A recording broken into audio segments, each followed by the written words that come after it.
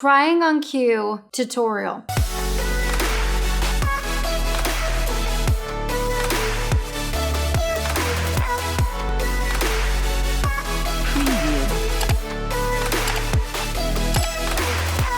Step 1, you need to be relaxed. So you're going to inhale and exhale 10 times looking at a certain spot in the room.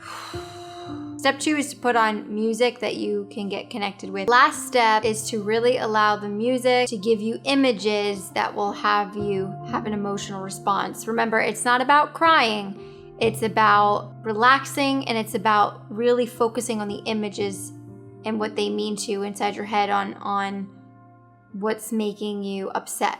Comment below if you were able to do it.